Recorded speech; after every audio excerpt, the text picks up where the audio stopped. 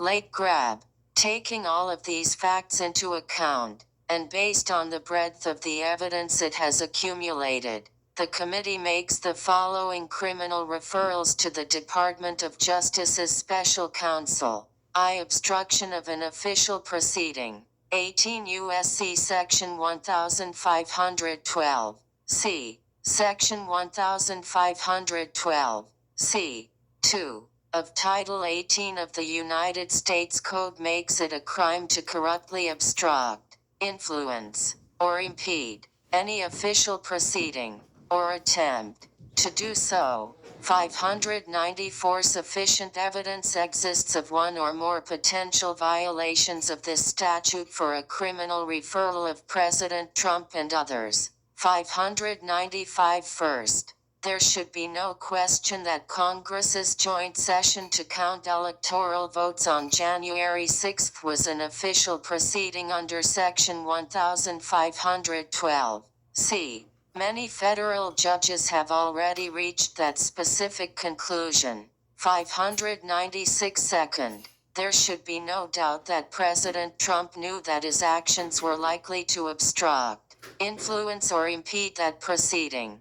Based on the evidence developed, President Trump was attempting to prevent or delay the counting of lawful certified electoral college votes from multiple states. 597 President Trump was directly and personally involved in this effort, personally pressuring Vice President Pence relentlessly as the joint session on January 6 approached. 598 Third, President Trump acted with a corrupt purpose.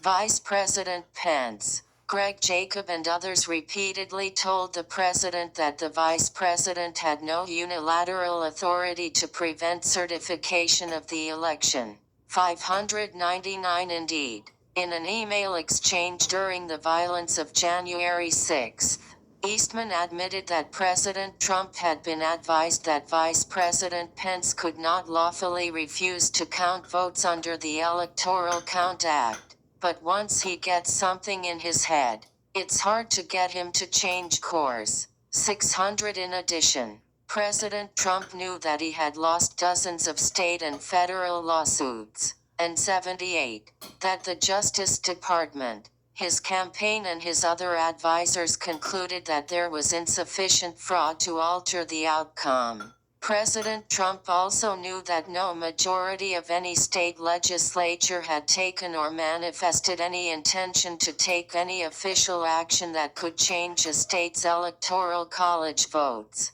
601 But President Trump pushed forward anyway. As Judge Carter explained, because President Trump likely knew that the plan to disrupt the electoral count was wrongful. His mindset exceeds the threshold for acting corruptly under Section 1512. C.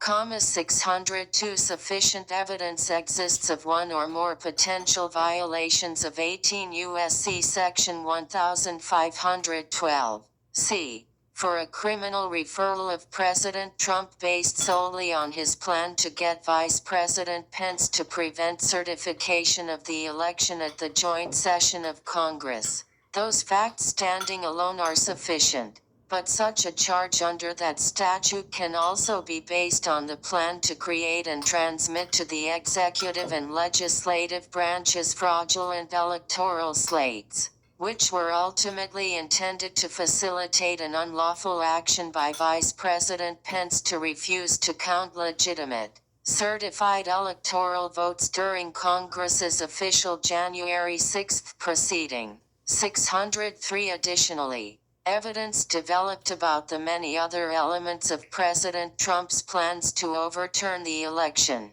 including soliciting state legislatures, state officials, and others to alter official electoral outcomes, provides further evidence that President Trump was attempting through multiple means to corruptly obstruct, impede or influence the counting of electoral votes on January 6.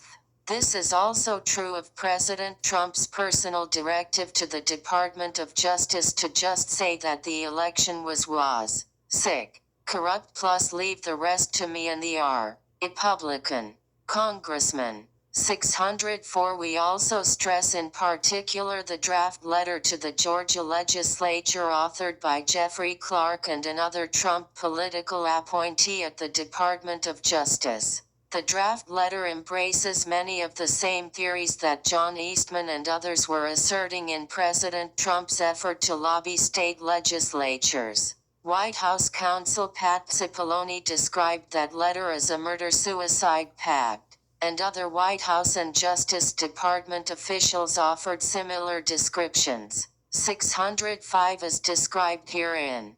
That draft letter was intended to help persuade a state legislature to change its certified slate of electoral college electors based on false allegations of fraud. So Vice President Pence could unilaterally and unlawfully decide to count a different slate on January 6. 606. The letter was transparently false, improper, and illegal. President Trump had multiple communications with Clark in the days before January 6. And there is no basis to doubt that President Trump offered Clark the position of acting attorney general knowing that Clark would send the letter and others like it. 607. Of course, President Trump is also responsible for recruiting tens of thousands of his supporters to Washington for January 6, and knowing they were angry and some were armed, instructing them to march to the Capitol and fight like hell. 608. And then, while knowing a violent riot was underway, he refused for multiple hours to take the single step his advisors and supporters were begging him to take to halt the violence. To make a public statement instructing his supporters to disperse and leave the Capitol. 609. Through action and inaction, President Trump corruptly obstructed, delayed and impeded the vote count. In addition, the committee believes sufficient evidence exists for a criminal referral of John Eastman and certain other Trump associates under 18 U.S.C. Section 1512. C. The evidence 79 shows that Eastman knew in advance of the 2020 election that Vice President Pence could not refuse to count electoral votes on January 6. 610. In the days before January 6, Eastman was warned repeatedly that his plan was illegal and completely crazy, and would cause riots in the streets. 611. Nonetheless, Eastman continued to assist President Trump's pressure campaign in public and in private, including in meetings with the vice president and in his own speech at the Ellipse on January 6.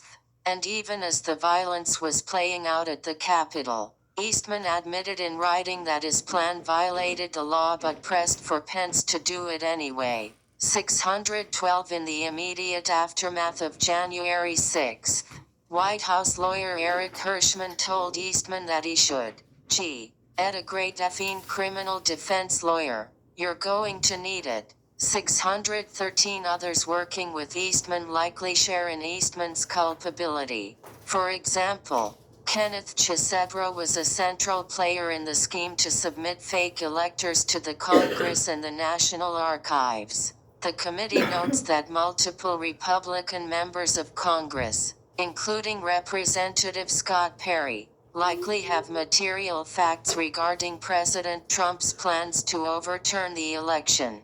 For example, many members of Congress attended a White House meeting on December 21, 2020, in which the plan to have the vice president affect the outcome of the election was disclosed and discussed. Evidence indicates that certain of those members unsuccessfully sought presidential pardons from President Trump after January 6.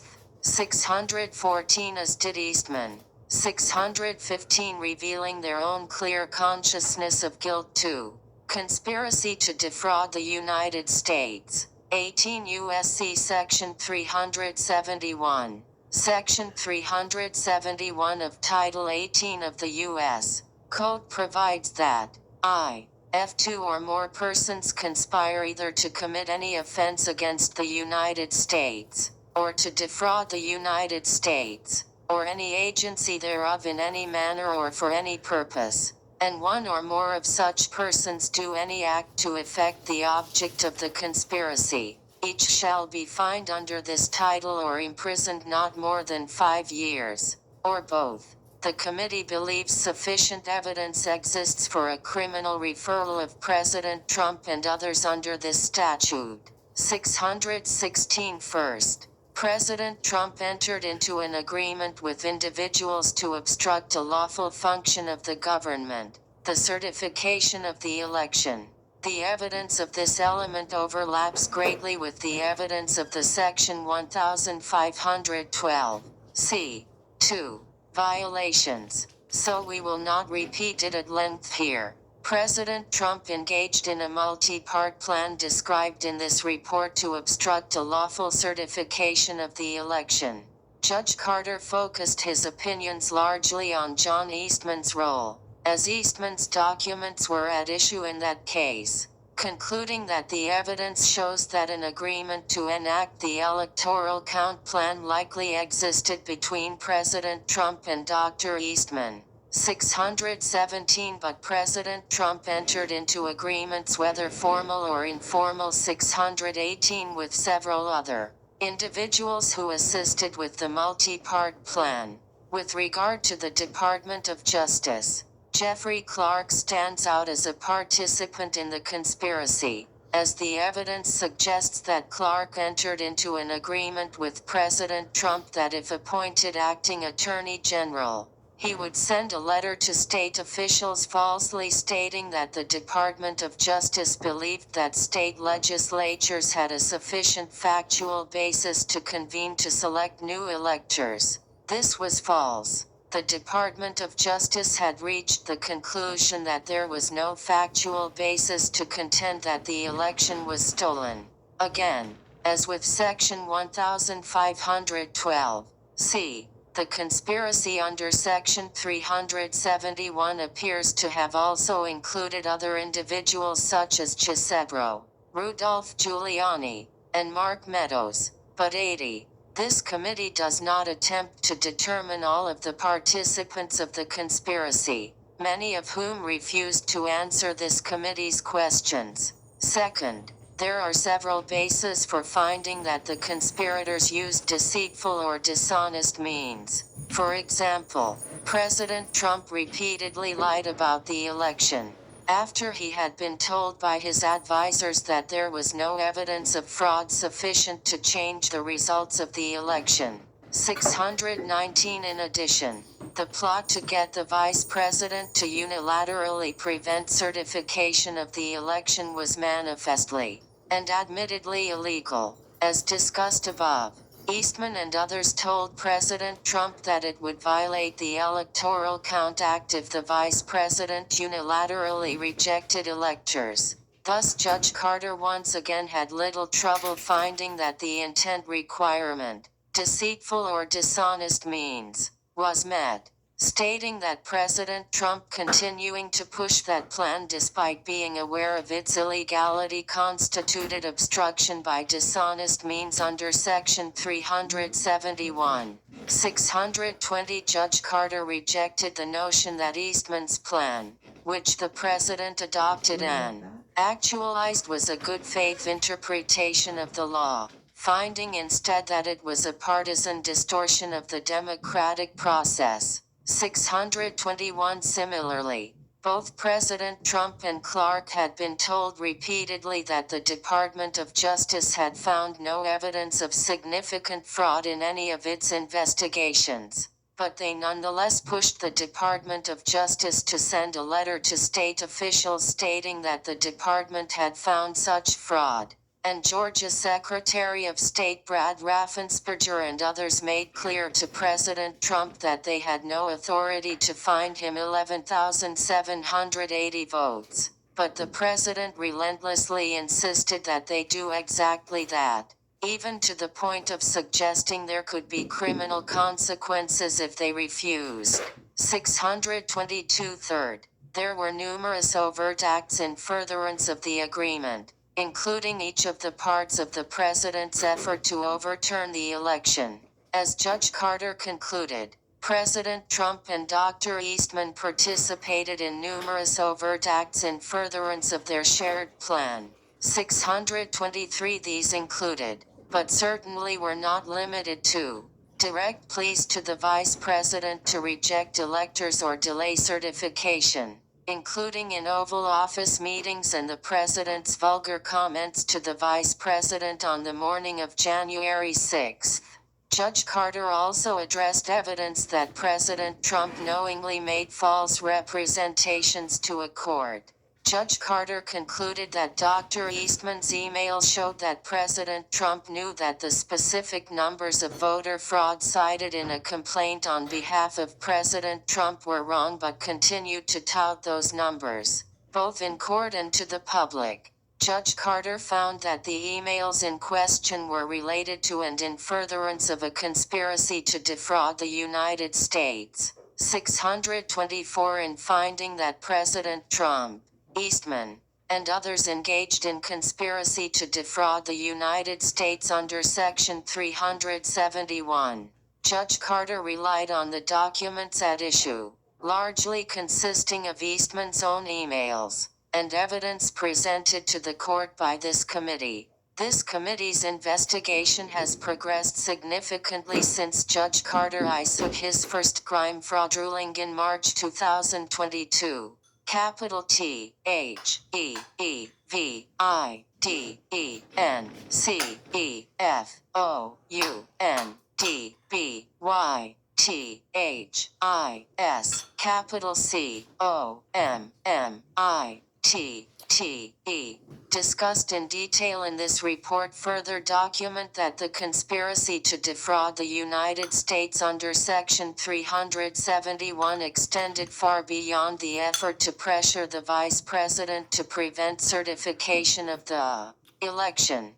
The committee believes there is sufficient evidence for a criminal referral of the multi-part plan described in this report under Section 371. As the very purpose of the plan was to prevent the lawful certification of Joe Biden's election as President. 81.